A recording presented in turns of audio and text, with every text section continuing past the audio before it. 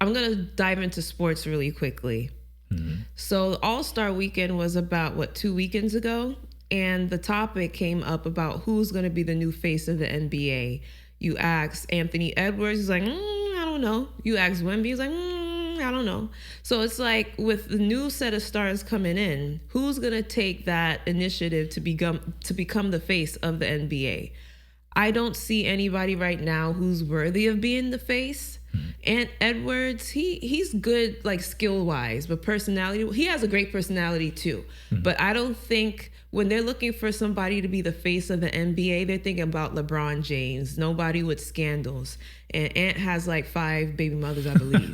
But that's not really a scandal. It's not a scandal, it just but shows it's like, that he has, really, bro? He doesn't make the best decisions. But he hasn't done anything He hasn't done criminal. anything crazy. It was supposed to be Ja, no?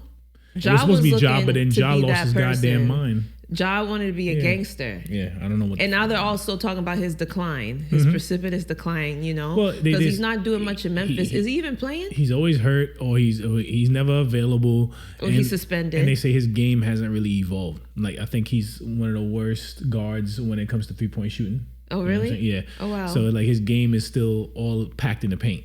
So they were giving him flack about that. But what I wanted to get into is not so much why stars. I guess there's some meat on the bone to discuss why stars don't want to be the face of the league. But Stephen A. Smith had said something on First Take while he was having a conversation with Wendy and Brian Windhorst, not Wendy. Whatever. Wendy. When he told me Wendy, I'm like, who's Wendy on ESPN? I'm thinking like Wendy Williams. I'm like, why is he talking to Wendy Williams about? Is Brian Windhorst Wendy, like the wind? Okay. Say it. Wendy. Thank you. Whatever. So he was having a conversation with Wendy and another pundit, and they were discussing why none of the stars want to be the face of the NBA. And Stephen A. Smith was basically stating that stars don't want to be the face of the NBA because of how toxic social media is.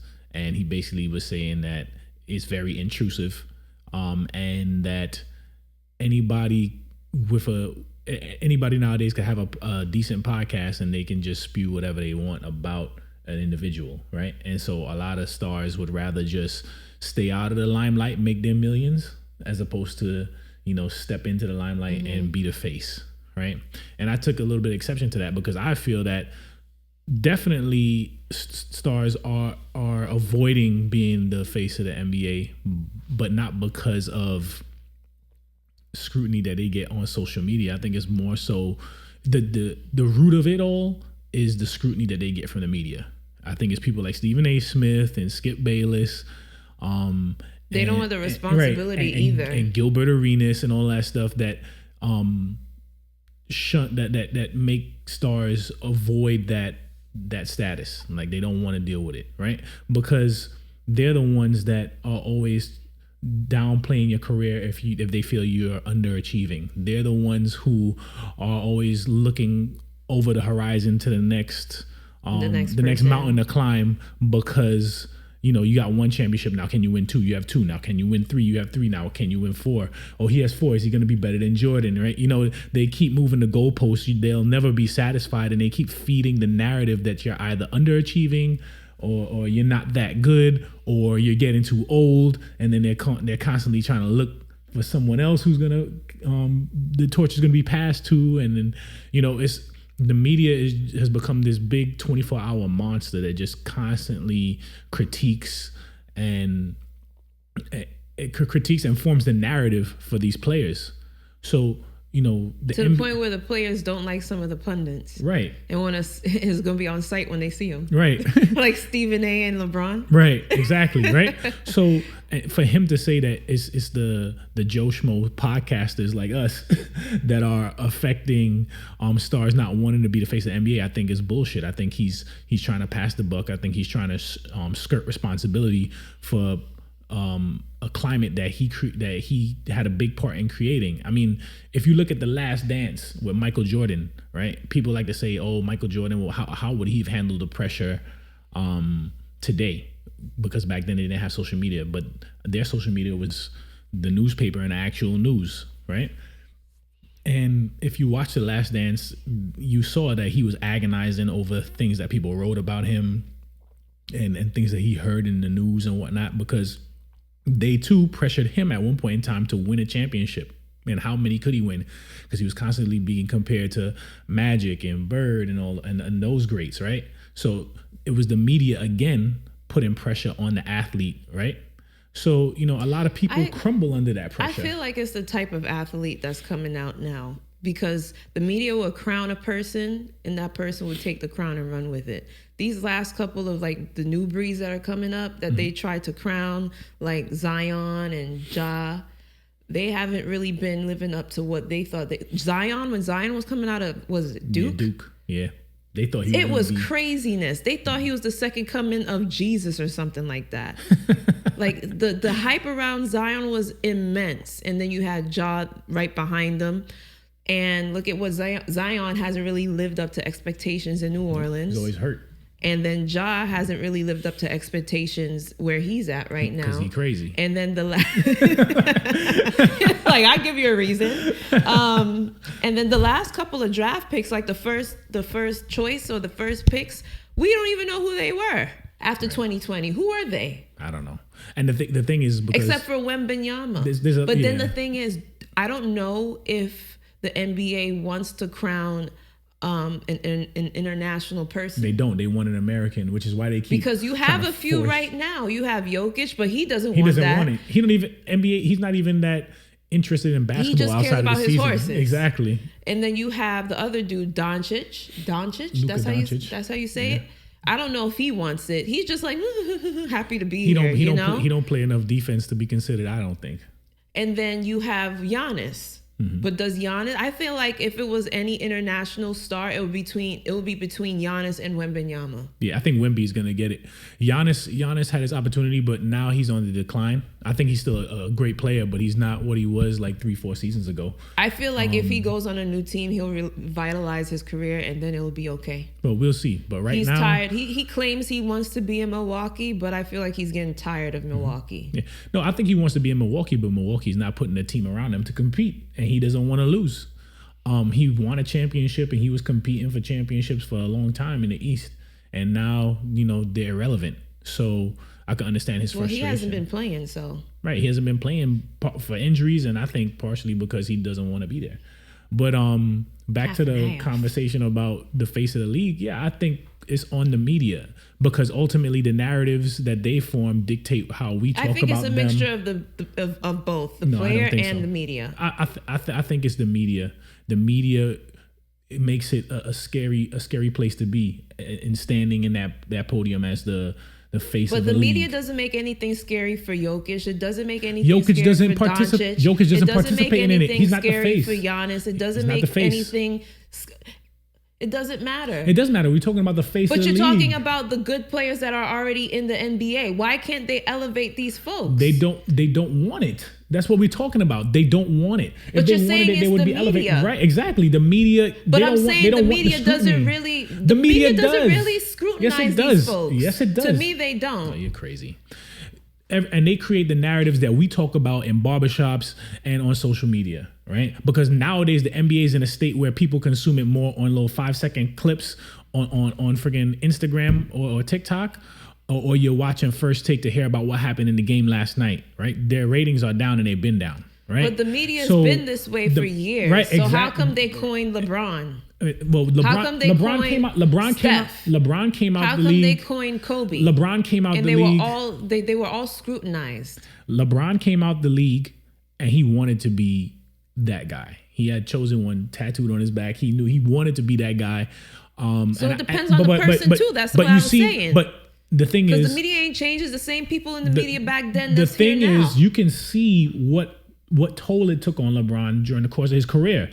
Because when he wasn't winning and they were just shitting on his name, even though he was making finals after finals and we knew he had subpar teams, you seen the toll that it was taking on him to the point where it culminated in the 2011 collapse against the Dallas Mavericks, where they thought they were heavy favorites to win and they lost. I remember they said that he had, prior to the series ending, he had made a list of all the people that he was going to freaking get back at, which included Skip Bayless because he was hearing all of the negative stuff that they were saying about him, but he collapsed, right? And you see the constant criticism of LeBron James. This guy is arguably the best or the second best or the third best. Like he's top 3 ever to play the game. How do you negatively critique somebody like that, right? On a consistent basis. Like you can always find something to ridicule him about. And the media, it has this way like, yeah, we want to report the truth, but we also want to have a show that's entertaining and interesting. And so in order to have that, you have to, they feel like there has to be an element of crazy takes, hot takes, right? And so you'll have guys like Skip Bayless, who LeBron can have a 45-point triple-double and he'll find some way to say that he cost him the game or something like that. When without that 45-point triple-double, they wouldn't even been in the game to begin with. So I'm like, who wants that? Who's going to volunteer to be criticized? Exactly. Yeah, you're saying it's the media, but it's also the player as well. Nobody wants to, if the media just reported on the facts. So you're saying the media is indicative to how the players feel? No, I'm saying the media dictates the narrative. They're creating the narrative. You ever seen like... But the media has always been this way. Right, but it's more invasive. Like, it's not the same as in the 90s. It's not the same as in the 2000s. It's not the same as in the 2010s. So what's it's become the difference? More invasive. It's become more... I feel like they had crazy takes back then too. And then people... It's the same folks. People watch the NBA more and you could say to a degree form their own narratives about a player, whereas now you're not watching the games. So you're relying on these pundits to kind of tell you how the game went, how someone played, and they go and then they like to do these things where they go inside the mind of a player and try to say like, oh well, he choked, or what I'm saying, the moment got too big for him. When at the end of the day, it's a game. 2 teams play. Somebody got to lose. It's not going to be overtime until freaking Christ comes, right? Somebody's going to lose. So it's just the nature of sports, but that's not enough to get ratings. That's not enough to sell papers. That's not enough to get likes on your social media page. You have to criticize and critique. And in so doing that, like look what happened to Russell Westbrook, another person, right? Average a triple-double for 3 seasons. Great player, had the Thunder in contention for years, always in the playoffs, right? Never could win a championship, but there was a lot of players who haven't won a championship, and that's I think fine. There's a culmination of reasons why these players don't want to be the face of the league. One, the media. It's definitely the media. The type of player that the person is, if they want that. And also, they are like the international stars that are in the league right now. They know that the NBA doesn't want to coin an international superstar, because if that's the case, Shai Gilgeous-Shai, he would have been the face of the league already. But I think it's his game. His game isn't exciting enough to watch. How is it not exciting enough? His game is not like Ja, where he's like playing above the rim, and it's not captivating to the eye. I think and then that combined with the fact that he plays in Oklahoma City in that small market, I think that's what hurts him. If he was an LA Laker, if he was an LA Laker, he'd probably be the face. He'd probably be the face. Or if he was a New York Knick, he'd probably be the face, right?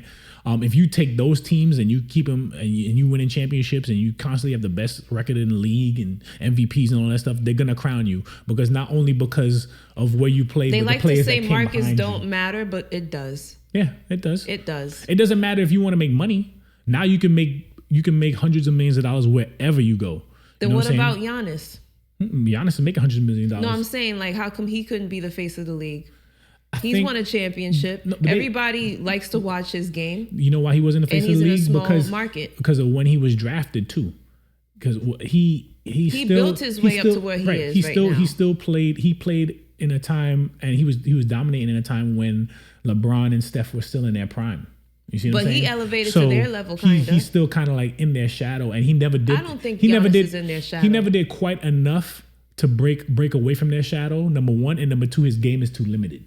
I don't think he's in their shadow. Remember in the playoffs, the way they would guard him, they would just like basically draw a line in the sand and say he can get whatever he wants behind this line, but don't let him go 5 feet across the paint. You put Giannis on any team in the NBA right now, they're legit contenders. Not any team. You put him. I don't think any team. That's what the pundits that you're talking about are saying. So thank you for proving my point that the pundits have created this narrative, right? And then you're perpetuating the narrative. This is not your narrative. This is what I'm listen to what I'm saying. But it's a mixture. No, it's not also the player. If Giannis takes offense to that, then that's on him. You just him as a person, him as a player. And I said it was a culmination of the media and the player and the fact that the NBA does not want an international face of the league. Giannis never said he didn't want to be the face of the league. The league definitely wants an American. And that's a part of the thing. I just said that. But I gave you a reason why he's not the face. One, he only has one championship. Two, his game is too limited. How many other internet? Jokic has one. Right, but Jokic does not want to be it. All right, so Shai Gilgeous-Alexander has one now. Right, he has one. Let's see if he can repeat. So if Giannis wants to be the face of the league, then what's holding him back? Giannis's game it's not face of the league type game. Listen, his game is everybody knows and it's hard. It's hard for a big man to be face of the league. It's hard for a big man to be face of the league. It just is. The guards are always going to get favor, right? Which is why Ja freaking was like supposed to be the guy, but then he failed. Which is why you look to guys like Luka, and Jason Tatum and guys like that. You want a guard. So who ultimately has the power to make somebody the face of the league? The NBA, no? It's the NBA, it's the media. They're the ones that put the crown on people. They do it. And then we react to it, right? You just did it. You just did a perfect example of it, telling me what the media is telling you and whatnot. Exactly. That's not your original. That's not your original. I know thought. That's not my original point. But but you're saying that Giannis is too limited and blah blah blah. But if you put him somewhere else, they're legit contenders. I don't think you put him anywhere else. They're legit contenders. There's a lot of places he can land and they could be legitimate contenders. A lot of teams wanted him. But of course, because he's not a bad player. I never said he was. Milwaukee didn't want what they were willing to give up. Of course not, because you're never going to get equal compensation for Giannis. Exactly what we're talking about face of the league. Now you move the goalposts to why he's not traded. What does that have to do with what we're talking about? Because you're saying that he's too limited. He's not going to get that much traction. But if you put him somewhere else, he's going to get that much traction, and the team might legit win a championship. Yeah, but is it going to be because of him? Yes, because he moved there. Duh. No. He could put LeBron in LA. Automatically, they're contenders. He could be the final piece to a championship puzzle. So it's like Anthony Davis. When Anthony Davis, before he came to the Lakers, everybody was like, "This is his league," right? When he was with the Pelicans, he was dominating. He was a beast, right? He didn't have all these injury issues prior to that, and all of a sudden he goes to LA and he can't stay healthy to save his damn life, right? So why wasn't that Anthony Davis's truth? Why wasn't that his story? When he came to a big market, all of a sudden he's the face of the league. Everybody was trying to give him the team. It was like, it's not LeBron's team no more when he went over there. They thought it would have been Anthony Davis's team. He's just not an alpha dog, number one. Two, he's a big man. Three, he's always hurt. There's nuance. It's not that simple that, this is a great player, put him here and all of a sudden he's going to be the face and they're going to win. It's not that simple. It never is. So if Giannis was to go somewhere else, a big market, how would you feel about that? I feel happy for him. I feel happy for his family because there's more money, more exposure. But would that automatically correlate to him becoming the face of the league? I don't think so. And if he does well over there, then it just might. It might. Okay. But I think that his game is just, I think his time to be the face of the league, I think it's past. I think we're on. That's why they keep trying to push Anthony Edwards. Anthony Edwards, they keep pushing him. I think his best opportunity to do it was when he got to the Western Conference Finals and then ultimately got whipped by Luka's Mavericks at that time, which was crazy because I would have bet any money that the Wolves are going to roll him. But to me, he's too inconsistent. His teams are too inconsistent. That's not his fault. All right. You always put it on a star player. It's always been that way. The Bulls don't achieve to their highest potential, it's on Jordan. The Lakers don't achieve to their highest potential, it's on Shaq and Kobe. The Cavaliers don't achieve to their highest potential, it's on LeBron. That's the nature of the NBA. They always blame it on the stars. And not the coach. Right. And who blames the stars? The media. And who resents that? The stars. Well, the coaches are getting more heat now based off this narrative that you're saying. Nobody give a damn. The only time the coaches get heat is if the team is stacked and they underperform. It's like, you got stars out the ass. Why you guys not making the playoffs? Or why you guys not in the finals or in the conference finals? That's an issue. But you don't see nobody complaining about. You don't see nobody complaining about Rick Carlisle and the Pacers because they're not doing nothing right now. Exactly. But if they weren't doing anything and they had a healthy Tyrese Halliburton would have been getting criticism. Maybe it's just me, but I don't think that's right. Anywho, I don't think it's right, but it's a fact. And the media is driving There's a culmination. that narrative. There's a culmination of why we don't have a face of the league right now. Yeah, I think I was right. It's not just the media. There's the other media. components It's that the go media. into it. It's the media. There's other components The that media, goes the into media is it. on your It's the phone. The person media is as in your well. house. The media is on your car. It's the person as well. It's If they very can't invasive. take the heat, they're gonna come out the kitchen. Yeah, but who's applying the heat? The That's what I'm media, talking- but they already know that. It's a different type of person that could take that type of scrutiny. LeBron's a different type of person. He took the scrutiny. And what I'm telling you is the reason why these stars don't want to be the face is because of this of the ridiculous scrutiny that they would be placed under, the microscope that they'd be placed under by the media. There'll come a time where it'll be somebody who's like, all right, bring it on, and they'll take all the scrutiny and all the hits that they can take. No, Just like there's gonna LeBron, be, yeah. just like Kobe, just like Jordan. Well, remember, Kobe's a special case because when he had that court case and the charge that he eventually beat, after that he stopped caring what people thought about him, and then he became the Black Mamba, right? So well, maybe that's what it takes for somebody right. to become the face of the league. It depends on the person. He did not care. You just said it. He ain't care. It depends on the person. But he cared at one point in time. He cared at one point in time, but that eventually faded away. But he turned into the Black Mamba. A lot of people associate the NBA with Kobe Bryant. Depends on what era you're in, right? It depends on the person.